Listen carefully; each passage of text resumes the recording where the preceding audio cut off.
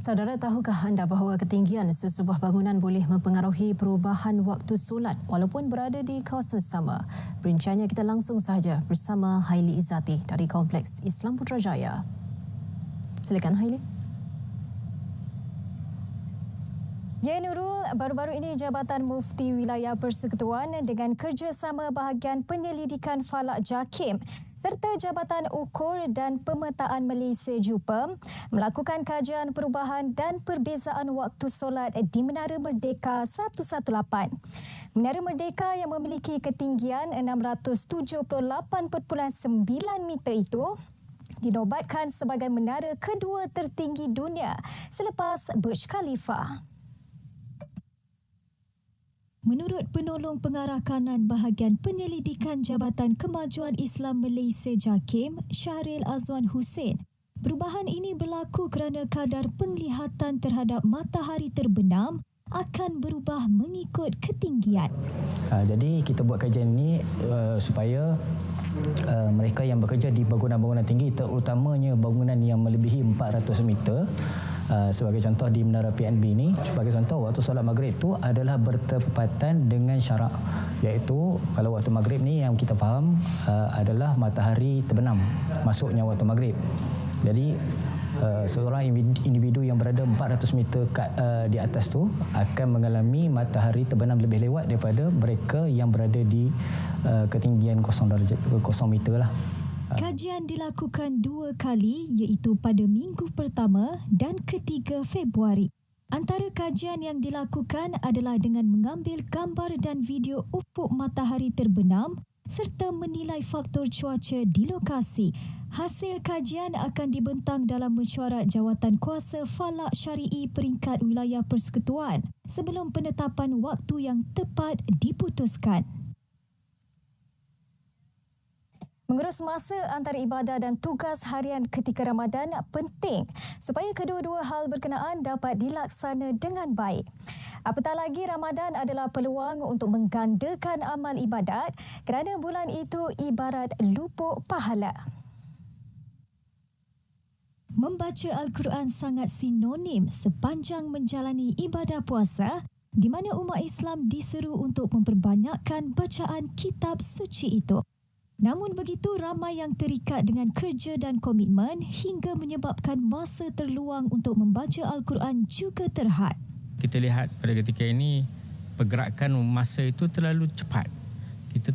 Bila kita masuk hari yang pertama, tiba-tiba kita rasa dah cukup seminggu. Dan cukup sebulan, cukup setahun, terlalu cepat. Jadi kesibukan dan juga perkara-perkara yang mengganggu kita untuk kita mendekatkan diri pada Al-Quran itu banyak. Jadi yang patut kita buat, yang pertamanya ialah kita patut sentiasa membaca surah Wal Asri Innal Insana Lafi Khusr. Sebab Allah Ta'ala sumpah dengan masa, menunjukkan bahawa masa itu adalah satu yang sangat berharga dan kita patut menjaga masa itu dengan sebaik-baiknya. Jadi bagaimana kita nak menguruskan masa itu terpulang atau bergantung juga kepada mujahadah kita. Persiapan sebaiknya perlu dilakukan bagi mencapai sasaran mengisi masa membaca Al-Quran sepanjang Ramadan. Antaranya melatih diri membaca kitab suci itu dengan konsisten walau sekadar sehelai muka surat sehari. Selain berusaha mengawal diri mengelakkan perbuatan yang sia-sia. Tadika berkonsepkan sunnah dengan persekitaran dan pembelajaran Islami di kawasan bandar semakin menjadi pilihan ibu bapa berkerjaya.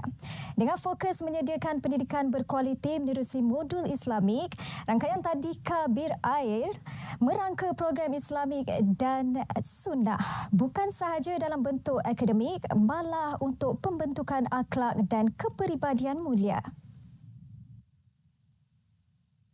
Visi Tadika Bir Ali ialah untuk pelajarnya mengamalkan sunnah Rasulullah sallallahu alaihi wasallam bagi membantu melahirkan rasa kecintaan terhadap baginda. Sunnah kita terapkan daripada awal, kita nak mempersiapkan foundation kanak-kanak ni daripada peringkat awal lagi untuk menghadapi cabaran yang lebih besar diorang pada masa akan datang. Modul sunnah di mana dalam setiap rutin kita ada amalkan adab dan sunnah Rasulullah SAW. Kita ada archery, kita ada bersugi, kita ada hadis, 1 minggu 1 hadis, dan amalan-amalan setiap amalan Rasulullah, walaupun sekecil-kecil amalan pun kita perkenalkan kepada anak-anak untuk diorang mengenali Rasulullah dan mencintai Rasulullah SAW. Pelbagai program dan rutin dirangka di mana pelajar boleh mempraktikkan amalan Rasulullah sallallahu alaihi wasallam di rumah bersama seisi keluarga. Kat sini konsep kita memang kita kenakan setiap minggu 1 sunnah, setiap minggu 1 aktiviti. Jadi setiap pelajar tu 1 minggu belajar 1 benda, diorang terus adaptasi dalam rutin harian. Jadi bila diorang dekat rumah pun, ibu bapa pun memang cakap diorang boleh buat. Walaupun perkara yang baru seperti bersugi kan, tapi diorang dah tahu kebaikan bersugi dan sebagainya, jadi tak ada masalah lah untuk budak-budak ikut. Berita itu mengakhiri lintas langsung dari Kompleks Islam Putrajaya. Terus bersama Nurul untuk lebih perkembangan berita wilayah. Dari sungai ke segara, Palestin pasti merdeka. Assalamualaikum. Haili, terima kasih atas perincian itu. Baik, kita beralih ke perkembangan Dewan Rakyat. Sejumlah 1,322 unit rumah generasi kedua FEKRA di Perak, Pahang dan Sabah siap dibina. Program perumahan itu dilaksana bagi membuka peluang buat golongan berkenaan memiliki rumah. Jelas Timbalan Menteri Kemajuan Desa dan Wilayah Datuk Rubiah Wang, pengurusan FEKRA bersedia untuk menambah kapasiti projek. Bagaimanapun ia tertakluk kepada keutamaan semasa dan peruntukan. Pengurusan FEKRA sentiasa bersedia untuk menambah projek perumahan generasi kedua berasaskan keutamaan semasa, namun tertakluk kepada peruntukan yang boleh disediakan oleh kerajaan.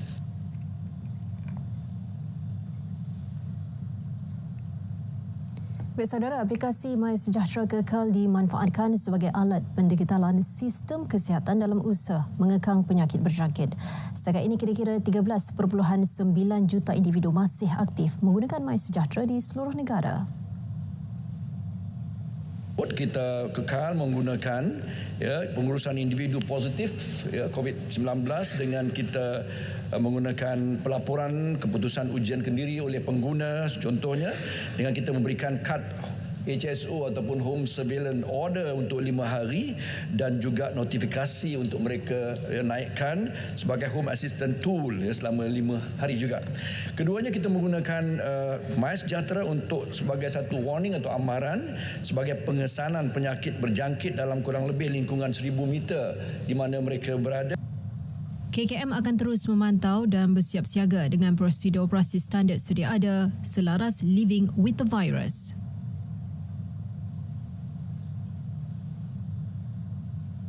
Dalam pada itu, penggunaan struktur turapan jalan yang berdaya tahan akan digunakan Kementerian Kerja Raya dalam mengatasi masalah kerosakan jalan di Pelabuhan Kelang akibat dilalui kenderaan berat.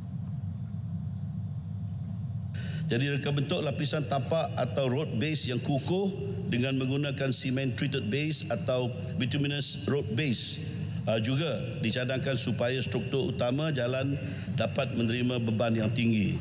Jadi seperti mana juga di dalam spesifikasi pembinaan jalan JKR ataupun SPJ 2008 Section 4 ni flexible pavement JKR ni mempunyai beberapa spesifikasi bahan berdaya tahan tinggi sebagai bahan turapan yang dikenali sebagai bahan turapan sesuai. Ketika ini, 2 projek menaik taraf jalan sedang dalam pembinaan melibatkan laluan pelabuhan utara dari Klang Container Terminal ke Northport serta pembinaan dan menaik taraf lingkaran Pulau Indah Fasa 3.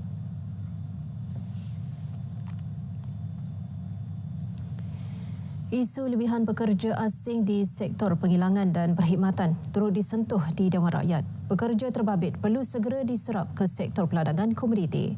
Ini bagi mengatasi kerugian nilai ekspor yang dianggar mencecah 7.9 bilion ringgit setahun susulan kekurangan hampir 40,000 tenaga kerja dalam sektor berkenaan. Kita translate dia dalam economic value.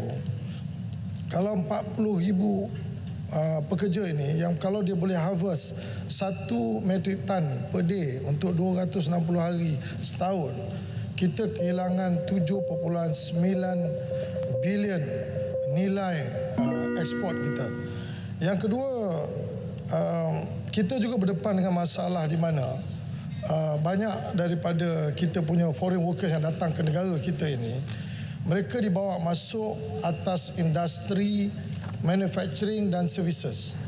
Jadi bila dia masuk kat sini, sehingga kan statistik yang kita dapat bahawa dia terlebih 165,000, perkilangan perkhidmatan 27,000. Dan mereka ini sepatutnya kalau kita boleh mobilize dia masuk dalam ladang, that will be good untuk membantu kekurangan pekerja ladang. Tapi masalah dia ialah mereka dibawa masuk atas tiket manufacturing dan juga service sector, maka mereka tak nak bekerja ke ladang sebab waktu dipanggil masuk tu dia based on manufacturing. Sebab itu yang kita berdepan hari ini, dan KDN saya dipahamkan KDN dan juga KSM telah stop kuota untuk membawa pekerja asing ini, dan kita cuba meyakinkan sebahagian daripada mereka untuk masuk dalam sektor ladang.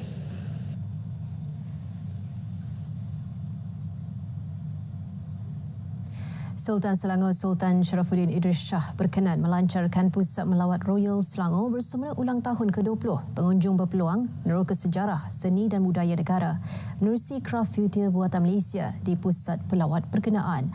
Pada majlis sama, Sultan Sharafuddin juga berkenan melancarkan buku The Royal Selangor Story, Born and Bred in Port Hostos.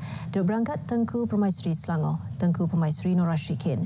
Baginda berdua juga berkesempatan melawat galeri pameran serta menyaksikan penghasilan produk komputer di kilang berkenaan. Royal Selangor didedikasikan bagi memelihara warisan dan kesenian ketukangan komputer yang menjadikannya peneraju global dalam industri.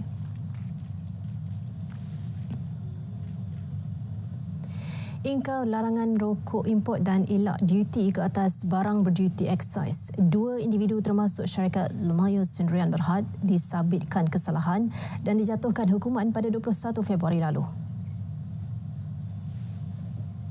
Kenyataan Kastam Diraja Malaysia menyebut kesalahan dilakukan di Pelabuhan Kelang pada tahun 2019.